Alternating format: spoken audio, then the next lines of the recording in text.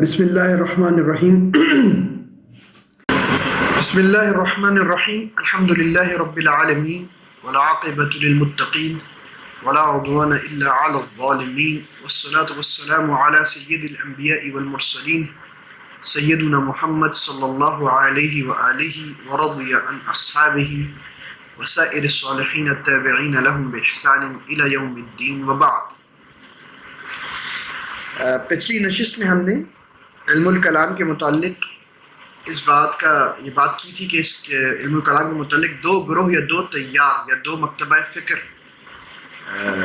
پیدا ہوئے، اور دونوں مکتبہ فکر علماء کے تھے اور خالص علماء کے تھے، جنہوں نے علم کے اوپر کوئی کمپرومائز نہیں کیا، اور اس علم کی بنیاد کے اوپر ایک طبقہ محفوظ طبقہ تھا، احتیاط پسند طبقہ تھا، اور دوسرا طبقہ احتیاط کو کمپرومائز کیے بغیر تحقیق کے اوپر زیادہ کام کیا کرتا تھا، زیادہ وہ تھا۔ یہ نہیں ہے کہ پہلے کسی بھی علم میں یہ کسی بھی ایک طبقے میں کوئی ایک چیز کمپرومائزڈ ہے، یہ نہیں، یہ بات سمجھنی بہت ضروری ہے، کیونکہ یہ چیزیں ہمارے ذہن سے اوجھل ہو جاتی ہیں تو مسئلے پیدا ہوتے ہیں۔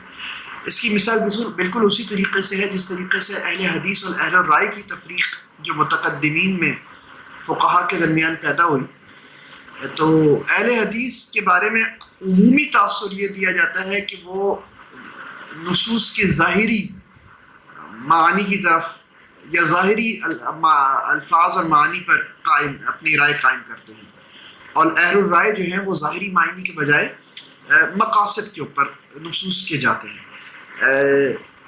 یہ بات ٹھیک بھی ہے لیکن دقیق نہیں ہے۔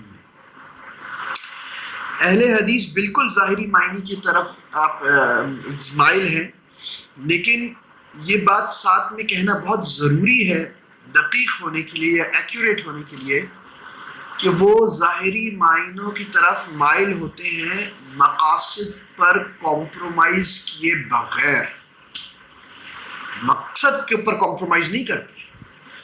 جو لوگ ظاہری معنوں پر یا ظاہری معنی کی طرف مائل ہوتے تھے، مقصد کو کمپرومائز کر کے اس کو اہل حدیث متقدمین میں کبھی نہیں کہا گیا، ان کو اہل ظاہر کہا گیا، اور متقدمین میں اہل حدیث اور اہل ظاہر میں تفریق بالکل واضح ہے۔ اہل ظاہر ٹریڈیشن کا حصہ بھی نہیں بن پائے، گو کہ انہوں نے ابن حزم جیسے ایک نابغہ کو جنم دیا، لیکن ابن حزم رحمۃ اللہ علیہ کی انفرادی حیثیت بہت بڑی ہے، لیکن ٹریڈیشن میں کدھر جگہ بنا پائے ابن حزم رحمۃ اللہ علیہ، کہیں بھی جگہ نہیں بنا پائے ٹریڈیشن کے اندر، کیونکہ ٹریڈیشن جبار ہے، ہماری ٹریڈیشن بہت اسٹرانگ ہے ہماری اکیڈیمکلی، اس کو ہلایا نہیں جا سکتا، اور ایک دو تین لوگوں کے اوپر یہ ٹریڈیشن قائم نہیں ہے۔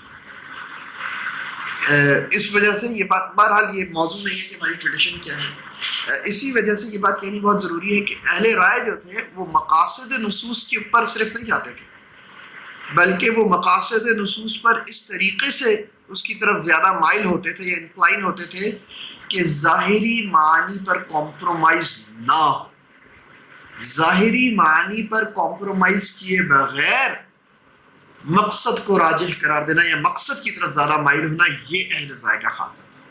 یہ دونوں باتیں میں اس وجہ سے آپ کے سامنے دوبارہ عرض کر رہا ہوں کیونکہ ہمارے آج کل کے دور میں عربی میں کہتے ہیں فوضی علمیہ، ایک کیوس ہے ایکیڈیمک اور انٹلیکچوئل، اور یہ بہت خطرناک ہے، اور بہت سے ایسے لوگ جو کہ اپنے آپ کو علم کی طرف منسوب کرتے ہیں، وہ نہ صرف اس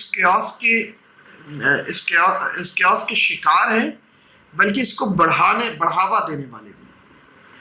آج کل اہل رائے کے نام کے اوپر نصوص کے ظاہر کو یا ظاہری نصوص پر کمپرومائز کر کے ایسے مقصد نکالا جاتے ہیں جس کی نص متحمل ہی نہیں ہوتی، اور نصوص کی ظاہریت کا دعویٰ کر کے اور نعرہ لگا کے اور اہل حدیث ہونے کا نعرہ لگا کر مقصد کو رون دیا جاتا ہے نص کے، جبکہ ٹریڈیشن ان دونوں ایکسٹریم رویوں سے ہماری بری ہے۔ ادھر ادھر چند چیزیں مل جاتی ہیں، لیکن میں عمومی طور پر بات کر رہا ہوں، میں یہ نہیں کہہ رہا کہ بالکل ہی ہوتے ہیں، استثناءات ہوتے ہیں، یا ایک مائنر ٹرینڈ چل رہا ہوتا ہے ہر وقت، لیکن میجر ٹرینڈ ہمیشہ سے یہی رہا ٹریڈیشن کا.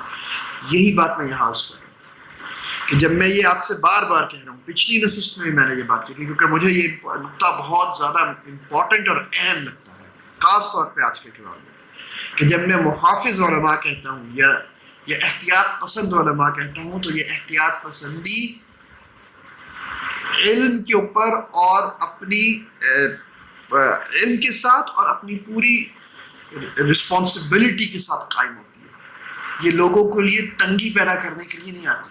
ہمارے یہاں ایک احتیاط پسندی ایسی پیدا ہو گئی ہے کہ احتیاط کے نام کے اوپر لوگوں کے لیے مذہب کو مشکل بنا دیتے ہیں، دین کو مشکل بنا دیتے ہیں، اور دوسری طرف آسانی کے نام کے اوپر مذہب کو اور مذہب کی ہر قید سے آزاد کروا دیتے ہیں، شریعت کی ہر قید کو توڑنے کے لیے تیار ہو جاتے ہیں.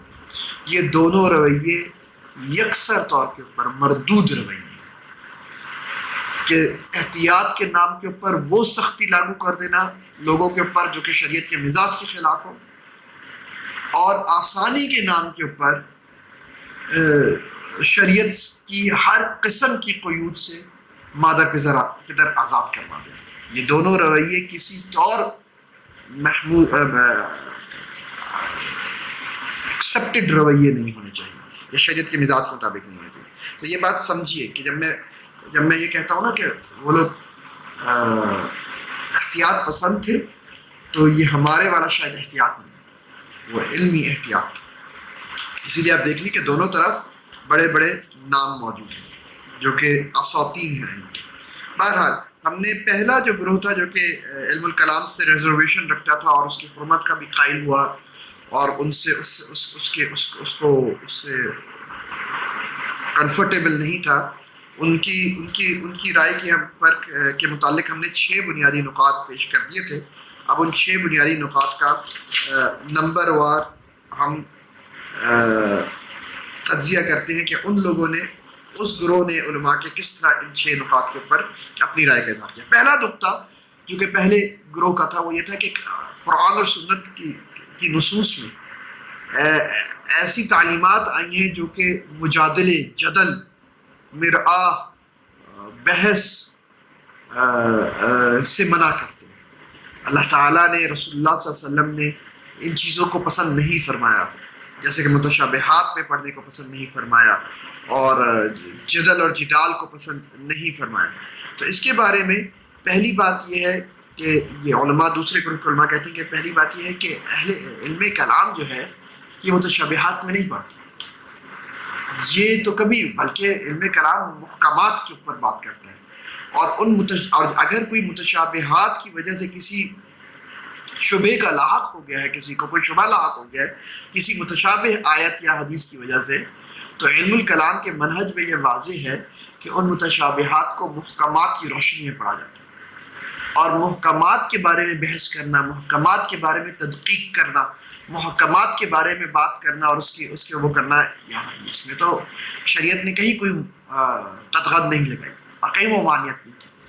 تو یہ ایک ایسی بات ہے کہ ایسا دعویٰ ہے علم الکلام کے بارے میں، جیسے ذات اللہ کلام. یہ پہلے بھی ہم نے ذات اللہ کب موضوع بنا علم الکلام کا؟ نہیں بنا موضوع. اور آپ دیکھ لیجئے کہ جو متشابہات آئے، جیسے صفات خبریہ کا مسئلہ ہے، اہل کلام کا موقف آپ دیکھ لیجئے، زیادہ تر خاص طور پہ سنی اہل متکلمین کا، کہ کس طریقے سے احتیاط پسندی کے ساتھ محکم آیات کی روشنی میں اور محکم اصول کی روشنی میں ان متشابہ آیات کو سمجھا گیا. تفویض ہو یا تعویل ہو، دونوں. ہماری تعویل بھی معتزلہ کی تعویل کی طرح نہیں ہے، اور ہماری تفویض کی تو آپ کو پتہ ہی متقدمین کا جو بالاتفاق علی تحقیق موقف ہے تفویض مطلق، وہ آپ کو پتہ ہے کہ کتنا محکم اور محکم آیات کے اوپر قائم ہے. وہ اس کے اوپر ہم بعد میں جا کے بات کریں گے جب ہم انشاءاللہ آگے جا کر علم الکلام کے موضوعات کے اوپر بات ہوگی یا سلف الصالحین کے مذہب پہ بات ہوگی. تو پہلی بات تو یہ کہتے تھے کہ علم الکلام جو ہے متشابہات میں نہیں پڑھتا، بلکہ اگر متشابہات کی وجہ سے کوئی شبہ لاحق بھی ہو جائے تو ان متشابہات کو بھی محکم آیات اور محکم احادیث کی روشنی ہی میں حل کرتا ہے، اور متشابہات سے اصلاً تعرض نہیں کرتا، بلکہ شبہے کے مقصد تعرض کیا جاتا ہے. پہلی بات تو یہ ہوگی. دوسری بات یہ کہ کیا شریعت نے مطلقاً جدل کو ممنوع ٹھہرایا ہے اور مطلقاً جدل کو ناپسند کیا ہے، یہ بھی حقیقت نہیں ہے، کیونکہ اللہ تعالیٰ خود قرآن میں فرماتے ہیں سورہ نحل کے اندر، اعوذ باللہ من الشیطان الرجیم، بسم اللہ الرحمن الرحیم، وَجَادِلْهُمْ بِالَّتِي هِيَ أَحْسَنُ، اور اللہ تعالیٰ خود کہتے ہیں کہ وَلَا تُجَادِلُوا أَهْلَ الْكِتَابِ إِلَّا بِالَّتِي هِيَ أَحْسَنُ، مقید کر دیا کہ احسن جدال کا تو خود حکم دیا ہے۔ اور احسن جدال کیا ہے؟ احسن جدال سے مراد وہ جدل ہوتا ہے جس کا مقصد حق کو واضح کرنا، نہ کہ خصم کو یا مخالف کو غلط ثابت کرنا۔ اور یہ مقصد بہت اہم ہے، یہ مقصد جدل کے منہج اور جدل کے طریقے کو یکسر تبدیل کر دیتا ہے۔ اگر جدل کا مقصد مخالف کی غلطی ثابت کرنا ہے تو آپ دیکھ لیجیے جدل کوئی اور قسم کا ہوتا ہے، اور اگر جدل کا مقصد خالصتاً صرف حق کی دریافت اور حق کو واضح کرنا ہے تو وہ جدل یکسر طور پہ مختلف ہوتا ہے۔ اسی لیے آپ دیکھیے کہ جتنی بھی زیادہ تر آیات قرآن کی، زیادہ تر آیات جب جدل سے منع کرتی ہیں، جن آیات میں اللہ تعالیٰ نے جدل سے منع کیا ہے وہ آیات مطلق نہیں آئی ہیں بلکہ مقید آئی ہیں، اور چند آیات جدھر جدل مطلقاً اللہ تعالیٰ نے جدل کو ناپسند فرمایا، ان آیات کو انہی مطلق، ان عمومی آیات کو انہی مقید آیات کے تناظر میں سمجھنا چاہیے، ورنہ ان آیات کا مقصد سمجھ نہیں آتا۔ آپ دیکھیے کہ اللہ تعالیٰ نے کس طریقے سے کہا، سورہ حج میں اللہ تعالیٰ نے 2 مرتبہ فرمایا وَمِنَ النَّاسِ مَن يُجَادِلُ فِي اللَّهِ بغیر علم، اور کچھ لوگوں میں سے کچھ ایسے ہیں جو اللہ تعالیٰ کے بارے میں علم کے بغیر جدل کرتے ہیں، مقید، یعنی جدل مع العلم برا نہیں ٹھہرے گا، جدل بغیر علم ہے بری چیز، مذموم چیز۔ اسی طریقے سے اللہ تعالیٰ سورہ عنکبوت میں فرماتے ہیں وَلَا تُجَادِلُوا أَهْلَ الْكِتَابِ إِلَّا بِالَّتِي هِيَ أَحْسَنُ، میں آپ کو بتا چکا ہوں۔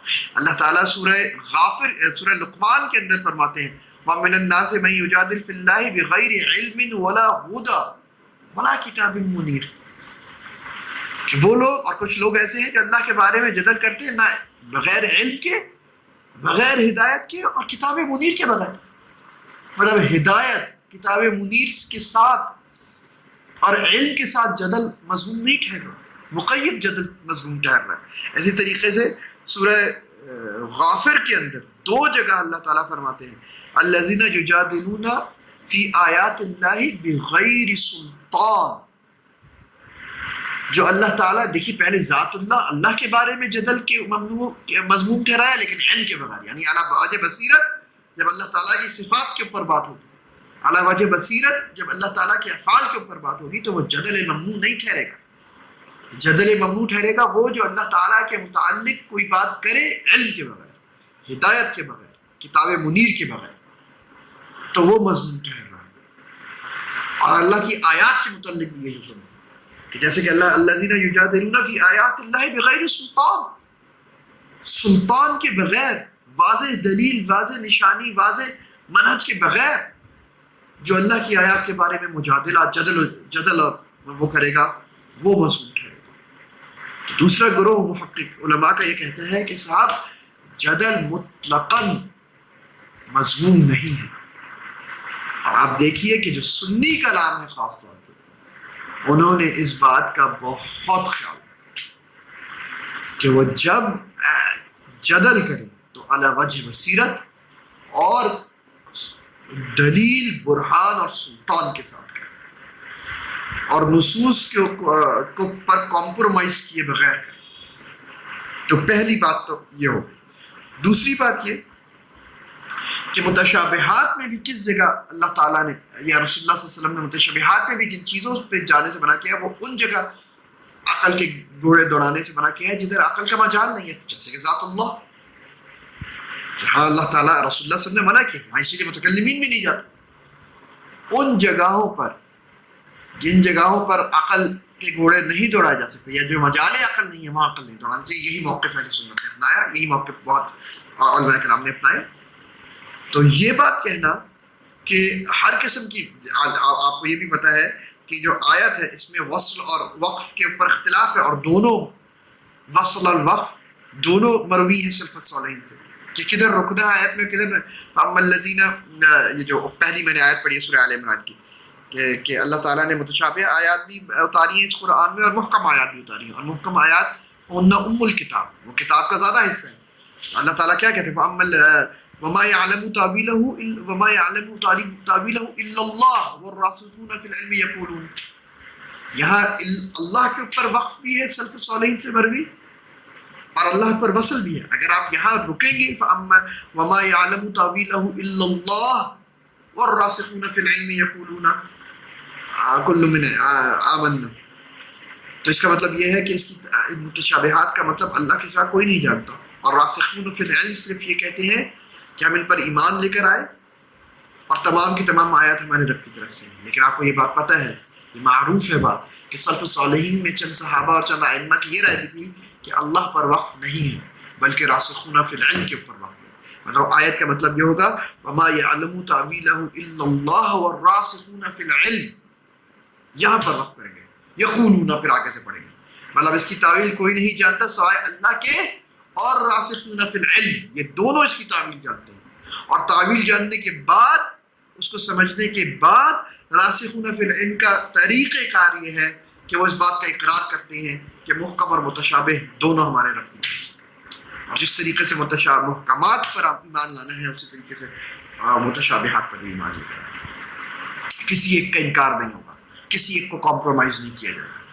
یہ دونوں وقف اور تو مطلقاً متشابہات پر بھی وہ نہیں ہے. ہاں جدھر عقل کی گھوڑے نہیں دوڑانے چاہیے وہاں نہیں دوڑانے چاہیے. لیکن علم الکلام کا یہ مزاج نہیں ہے کہ ہر اس جگہ عقل کے گھوڑے دوڑائے جاتے ہیں جہاں کے پر عقل کے گھوڑے دوڑانے کیا عقل اس کی گنجائش نہ ہو یا اس کے مجال نہ ہو. تو پہلے نقطے کے اوپر تو دوسرے گروہ نے یہ دیا. دوسری بات جو انہوں نے یہ کہا تھا کہ جو صحابہ ہیں سلف امت خیر الامت یا خیر القرون، انہوں نے علم الکلام کو پریکٹس نہیں کیا جبکہ فقہ اور فتاوی کو پریکٹس کیا. اس کے بارے میں یہ لوگ دیکھتے ہیں، دیکھیے صاحب صحابہ اس کے دو حصوں میں جواب دیتے ہیں یہ علماء. پہلا حصہ کہتے ہیں دیکھیے جو مقدمین صحابہ تھے واقعی میں ان سے ہمارے پاس ایسی کوئی روایت نہیں ہے کہ انہوں نے ایسی کوئی انٹرپرائز کی ہو علم الکلام جیسے. اس کی وجہ ہے اور بہت معقول وجہ ہے اور بہت نیچرل وجہ ہے، طبیعی وجہ ہے. وہ یہ ہے کہ ان کو ضرورت ہی نہیں پڑی. جب پہلے دور کے اندر یا متقدمین کے دور میں فتنے عقیدے کے اندر یا اس قسم کی بدعات پیدا ہی نہیں ہوئی تھی اس طریقے سے، ان کو ضرورت ہی نہیں تھی.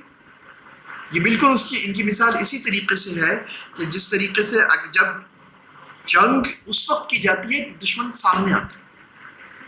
اگر دشمن سامنے ہے ہی نہیں تو جنگ نہیں ہوتی. جنگ کے لیے اسلحہ تیز کرنا ویسے تیار رکھنا چاہیے، لیکن اس کو باہر نکالنا اور اس کا استعمال اس وقت ہوتا ہے جب دشمن حملہ کرتا ہے یا دشمن سے نبرد آزما ہوا جاتا ہے. ورنہ صرف پریکٹس کی جاتی ہے اور وہ اپنی نیاموں کے اندر رہتی ہے تلوار. یہی متقدمین صحابہ کا دور تھا. اور یہ ہم کیوں مثال دے رہے ہیں؟ کیونکہ متأخرین صحابہ کے دور میں جب بدعات پیدا ہوں اس وقت صحابہ خاموش نہیں رہے. اس وقت صحابہ نے خوارج کے ساتھ بھی مناظرے کیے، اس وقت صحابہ نے مرجئہ کے ساتھ بھی مناظرے کیے، اوائل قدریہ اور جبریہ کے ساتھ بھی مناظرے کیے، ابن عمر نے کیے، ابن عباس نے کیے، سیدنا علی نے کیے، سب نے کیے. اور معقول اور منقول دونوں طریقوں سے ان کے شبہات کا رد کیا. تو یہ بات بالکل واضح ہو جاتی ہے کہ متقدمین نے کیوں نہیں کیا اور متأخرین نے کیوں کیا. کیونکہ جب متأخرین کو ضرورت پڑی تو انہوں نے اس چیز کا استعمال کیا. اور یہی علم کلام جب بدعت پیدا ہو گئی، اب دین کا دفاع اور شبہے کا رد واجب ہوتا ہے، فرض ہوتا ہے. اور جس اسلحے سے حملہ ہوتا ہے اس اسلحے سے جواب دیا جاتا ہے. کبھی کبھار اسی اسلحے سے جواب دینا ضروری ہوتا ہے، کبھی کبھار اس کی ضرورت نہیں پڑتی. لیکن اگر اس اسلحے سے جواب دینا ضروری ہو جائے تو ما لا یتم الواجب الا به فهو واجب، واجب پھر وہ بھی ہو جاتا ہے. یہ بات سمجھنی چاہیے. اس وجہ سے علم الکلام پیدا ہوا. ہمارے یہاں یہ بات کہنا کہ مطلقاً صحابہ نے یہ نہیں کیا، یہ بات صحیح نہیں. متأخرین صحابہ نے علم الکلام کی بنیادی مسائل کے اوپر بات کی، اور اس کی یہ دلیل یہ ہے کہ ابن عباس نے خوارج کے ساتھ مناظرہ کیا، سیدنا علی نے اوائل قدریہ اور منکرین قدر ان لوگوں کے ساتھ مناظرے کیے، ابن عمر نے کیے رضی اللہ تعالی عنہم اجمعین۔ تیسرا نقطہ جو تھا وہ یہ تھا کہ جو سلف الصالحین کے ائمہ ہیں، خاص طور پر ائمہ اربعہ، ان سے چند ایسی روایات آئی ہیں جن میں علم الکلام کے متعلق ایک سلبی موقف اختیار کیا گیا ہے۔ ان روایات کی بھی حقیقت تقریباً ویسی ہی ہے جیسے صحابہ والے مسئلے کی۔ بالکل یہ روایات علم الکلام کے متعلق ائمہ سے منقول ہے اور مروی ہے، لیکن مسئلہ یہ ہے کہ انہی ائمہ نے علم الکلام خود پریکٹس بھی کیا۔ امام ابو حنیفہ رحمۃ اللہ علیہ معروف ہے کہ فقہ سے پہلے علم الکلام کے ماہر، اور آپ یہ دیکھیے جب انہوں نے اپنے بیٹے حماد اس کو روکا علم الکلام میں پڑھنے سے، تو حماد نے کیا جواب دیا؟ حماد نے پہلی بات یہ کی تھی، آپ خود کرتے ہیں اور مجھے روکتے، خود تو کرتے تھے تو مجھے کس بات پہ روک رہے؟ تو اس کے اوپر امام صاحب نے وجہ بتائی، انہوں نے کہا کہ ہم جس طرح کرتے تھے اور تم جس طرح کر رہے ہو دونوں میں فرق۔ ہم جب یہ کام کیا کرتے تھے فَكَأَنَّ عَلَى رُؤُوسِنَا الطُّيُورَ، ہم ایسے ڈر سے کرتے تھے کہ ہمارے سروں پر جیسے پرندے بیٹھے ہیں، کہ کہیں ہم اپنے بھائی کو یا جس سے ہم مناظرہ کر رہے ہیں، جس سے ہم بات کر رہے ہیں، کہیں چوک نہ جائے، ہم اس کا کہیں اس کے حق کی کوئی تلفی نہ ہو جائے، کہیں غلطی نہ ہو جائے۔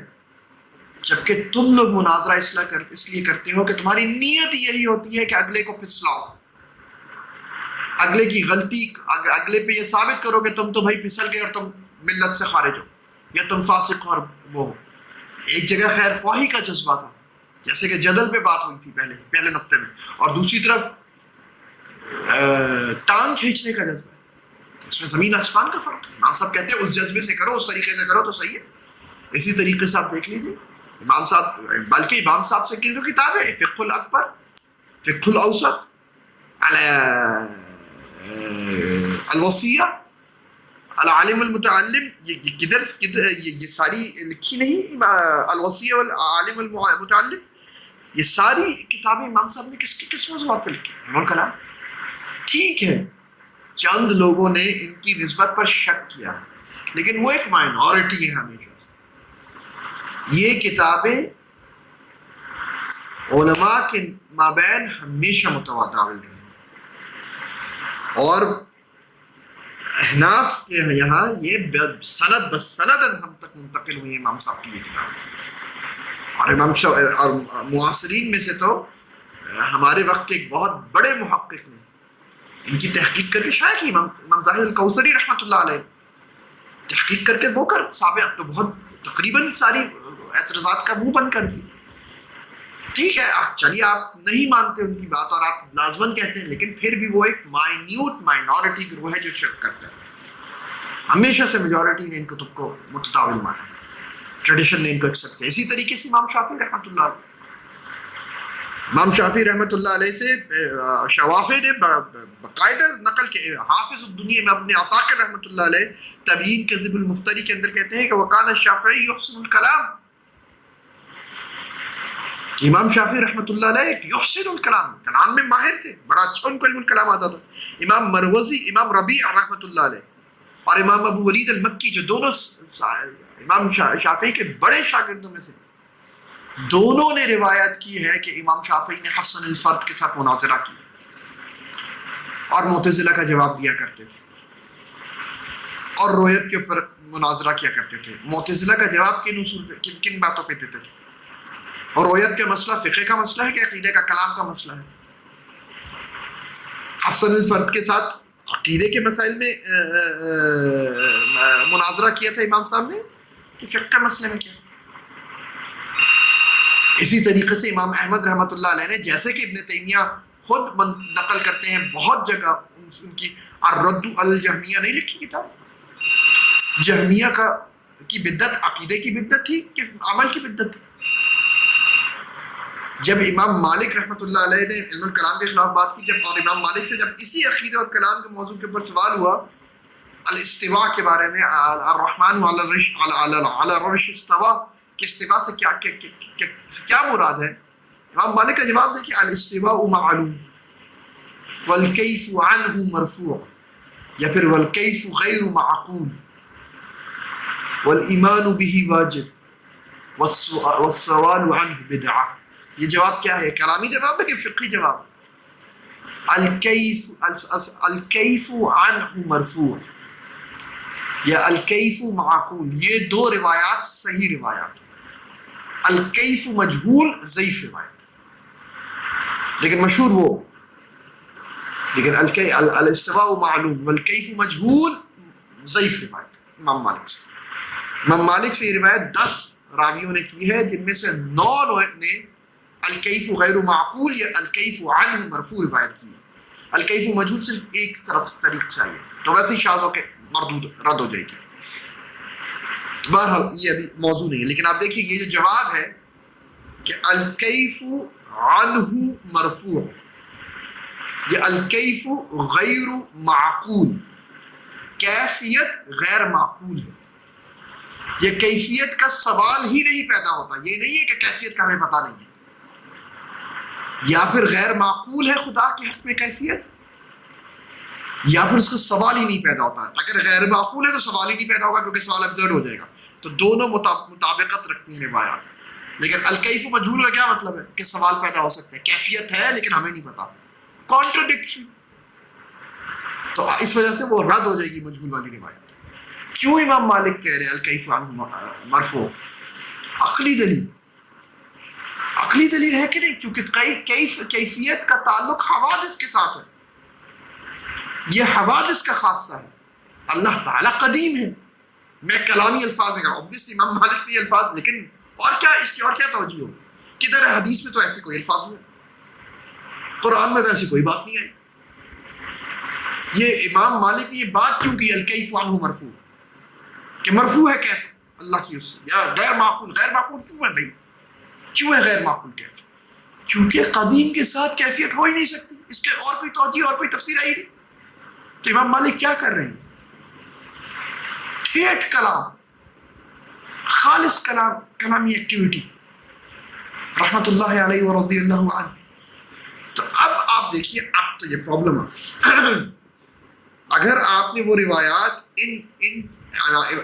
وہ روایات جو ائمہ حضرات ائمہ رضوان اللہ علیہم سے آئی ہیں اور ان کے جو عمل ہے ان میں کوئی تضاد شو کر کے یہ بتانا ہے کہ امام یہ تمام ائمہ خود ہی کنفیوز تھے، تو پھر تو یہ آپ کا موقف، بھائی آپ ایسے ہی سمجھیں ان کو، آپ کی شاید یہی عقل ہے، لیکن اصل میں وہ کنفیوز نہیں تھے، وہ بہت کلیئر تھے، اور یہی چیز ٹریڈیشن نے اڈاپٹ کی، اور یہی چیز ان کے اصل علماء نے اڈاپٹ کی، اور یہی چیز ٹریڈیشن نے سمجھی، اسی وجہ سے یہی ٹریڈیشنل ویو بنا بعد میں، کہ اصل میں جب انہوں نے وہ تمام باتیں کی کلام کے خلاف یا کلام کے سلبی اس کے اوپر، تو وہ بدعتی کلام تھا، وہ اہل بدعت کے کلام کے بارے میں بات کر رہے تھے، وہ کلام جو قرآن اور سنت کی منہج اور قرآن و سنت کی میزات سے دور کلام، ہٹ کر کلام، لیکن وہ کلام جو کتاب و سنت کے منہج پر قائم ہو اور کتاب و سنت کے مزاج پر ہو، وہ کلام مضمون نہیں ہے۔ اسی لیے آپ دیکھیے امام شافعی کی جو میں نے آپ کو پڑھ کے سنائی تھی روایت عبارت میں، وہ کیا کہا تھا؟ انہوں نے کہا تھا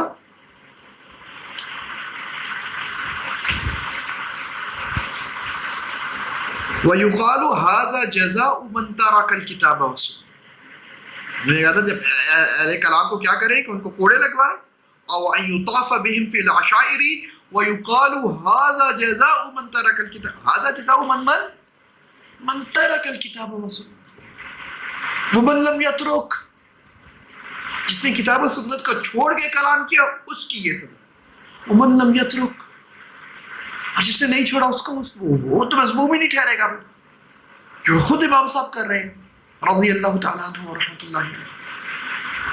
تو یہ بات بالکل واضح ہو جاتی ہے، اسی سے یہ تطبیق اور نہ کیوس نہ کانٹرڈکشن۔ اور آج جو چیز یہ پرابلم ہوتی ہے جب خیر اس میں نہیں جاتی، جب علم صرف کتابوں سے دیا جاتا ہے نا، اور اس کو سمجھا نہیں جاتا تو اس قسم کی چیزوں میں پھر پڑ جاتا ہے. پھر بے جان روایتوں کو آپس میں لڑاتے ہیں. یہی بات رسول اللہ صلی اللہ علیہ وسلم نے کہا کہ نہ صرف یہ ائمہ کی روایات کے ساتھ کام کرتے ہیں یہ لوگ، بلکہ قرآن کی آیات کے ساتھ بھی یہی کام کر رہے ہوتے ہیں کہ ایک آیت کو دوسری آیت سے لڑا رہے ہوتے ہیں، ایک قول کو دوسرے قول سے لڑا رہے ہوتے ہیں. قرآن میں بھی یہ کرتے ہیں اور ائمہ کے ساتھ بھی یہ کرتے ہیں. تیسری چیز، چوتھی چیز کہ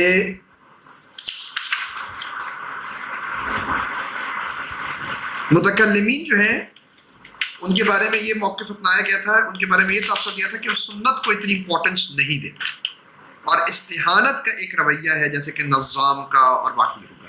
یہ بات بالکل ٹھیک ہے، یہ بات بالکل ٹھیک ہے کہ چند متکلمین میں یہ چیز پیدا ہو گئی، لیکن کیا یہ ڈومیننٹ ٹریٹ تھا علم الکلام کا؟ نہیں، ڈومیننٹ ٹریٹ نہیں تھا.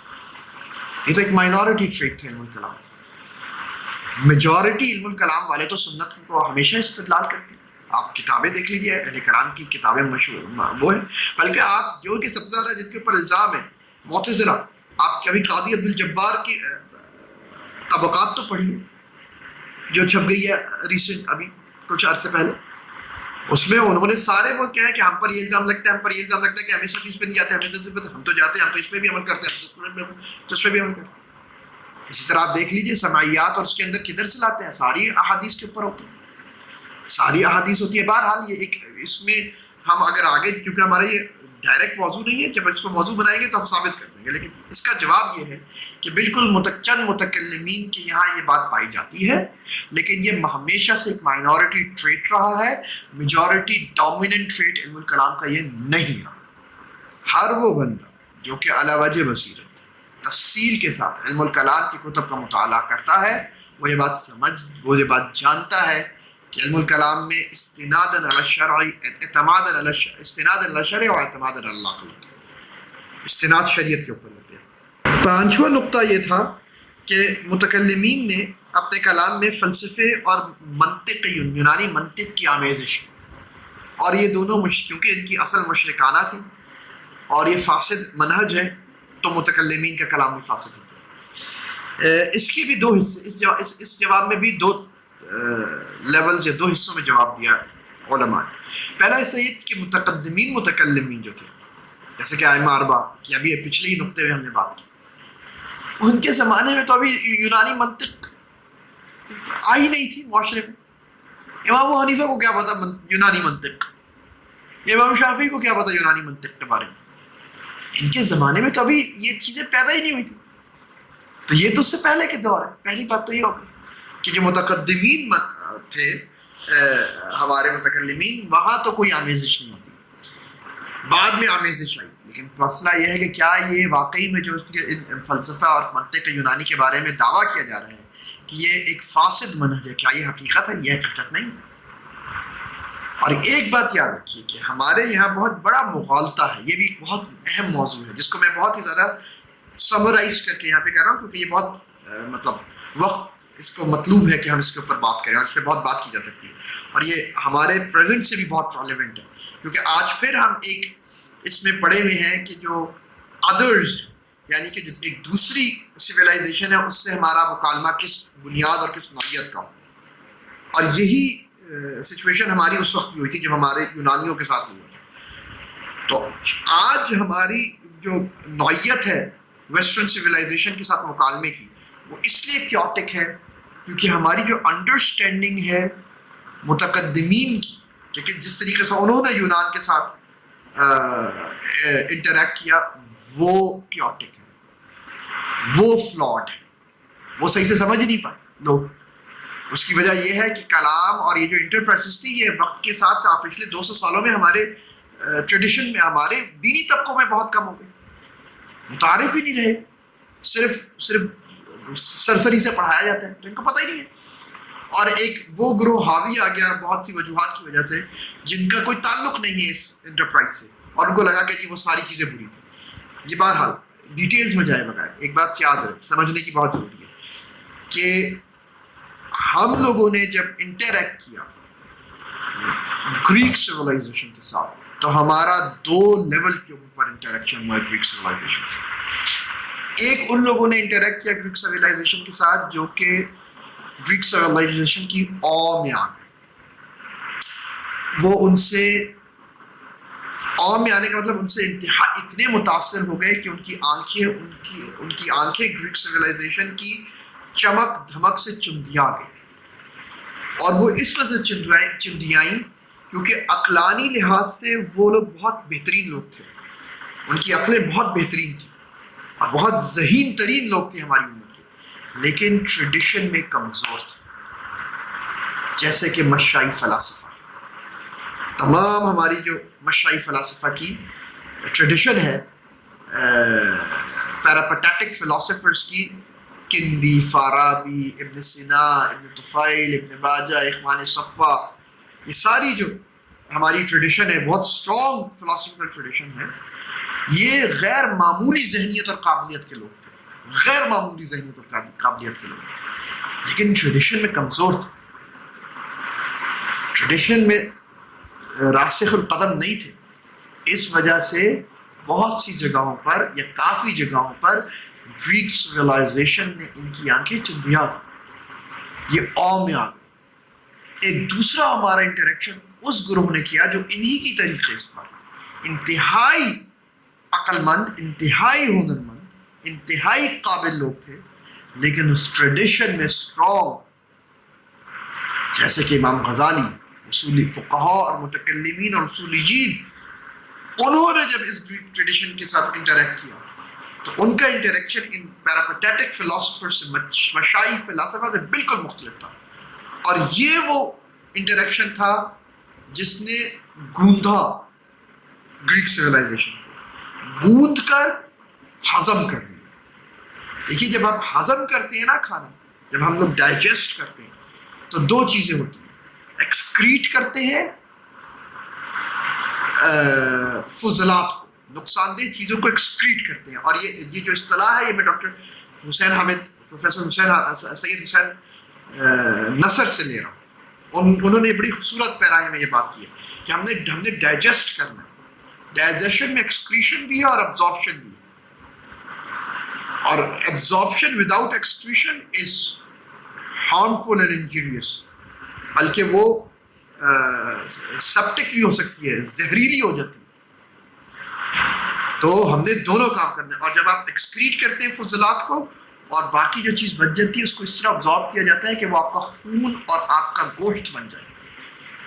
یہی اصولین اور متکلمین نے کیا. ہم لوگ اسٹرانگ تھے اصول فقہ کے اندر، ہماری اپنی اپسٹمالوجی ڈیولپ ہو گئی تھی اصول فقہ کی وجہ سے، ہماری اپنی آنٹولوجی ڈیولپ ہو گئی تھی اصول فقہ کی وجہ سے. اس اسٹرانگ اپسٹمالوجیکل اور آنٹولوجیکل گراؤنڈس کے اوپر ہم نے جب گریک سویلائزیشن کے ساتھ انٹریکٹ کیا تو ہم اس کو ڈائجسٹ کر گئے.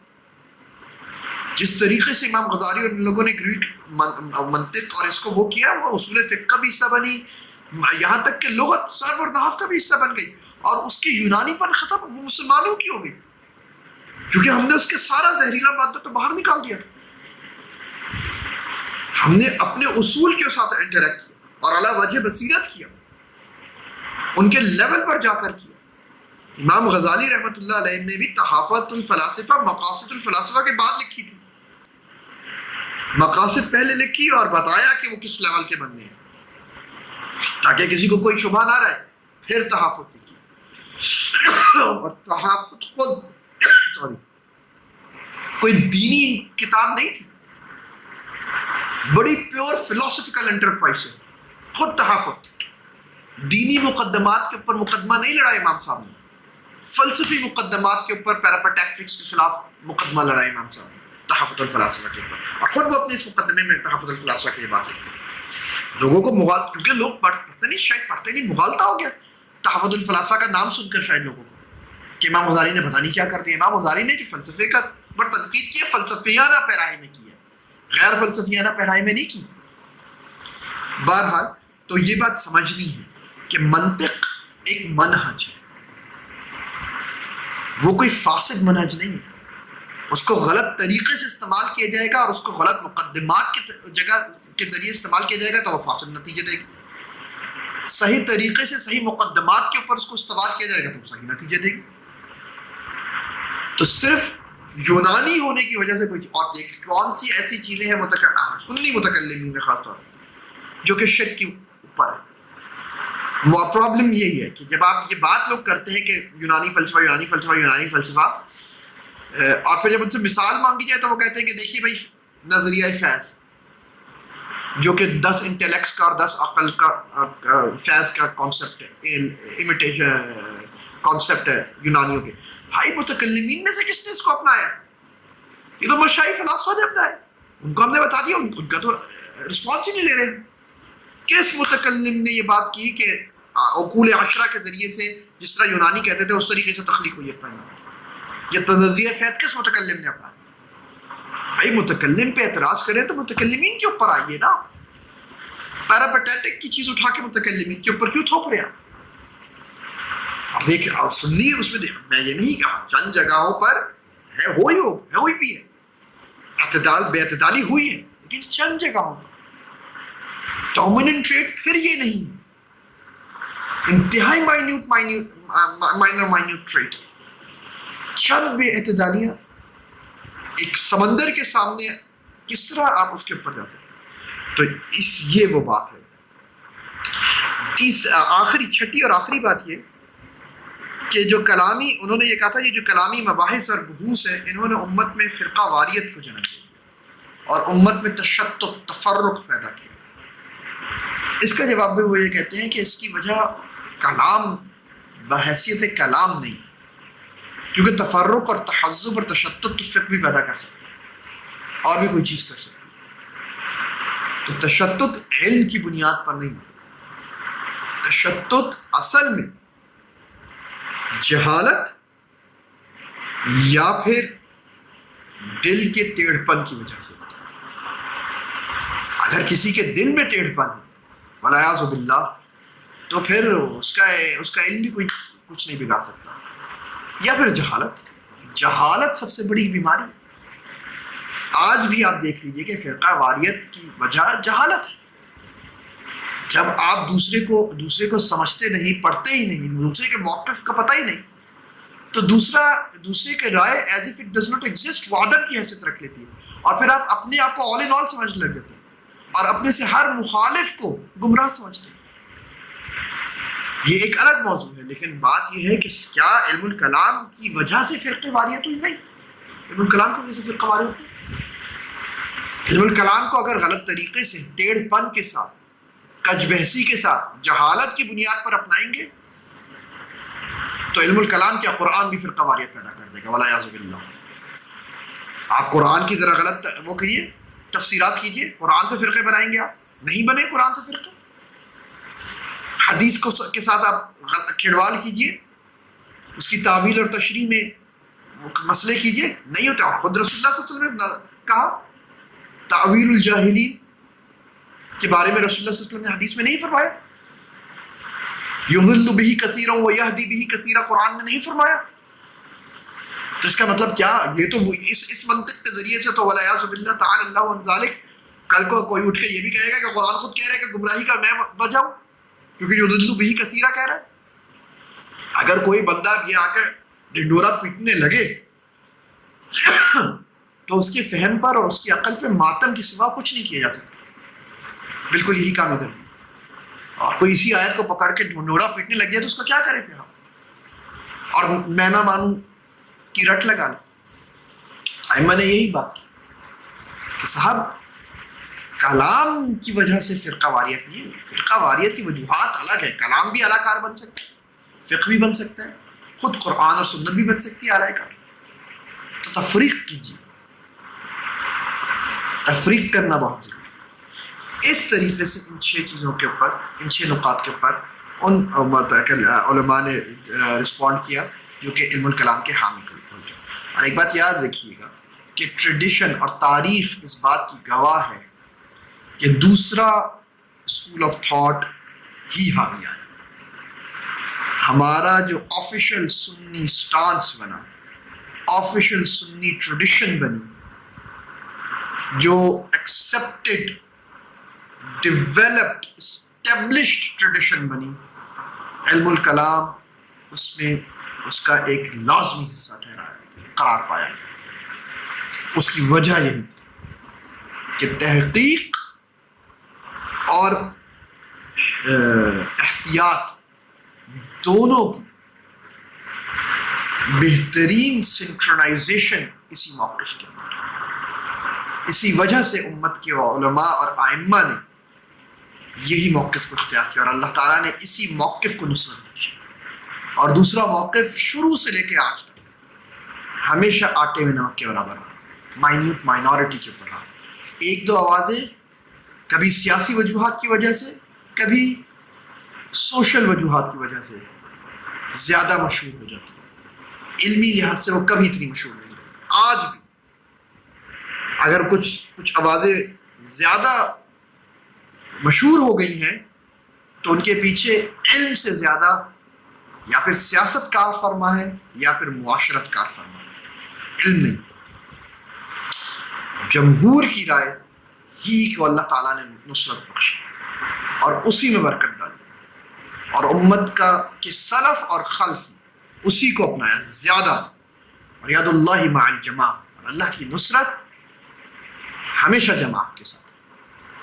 وقول قولی هذا استغفر الله لي ولكم ولسائر المسلمين والمسلمات. سبحانك اللهم وبحمدك نشهد ان لا اله الا انت نستغفرك ونتوب اليك. السلام علیکم.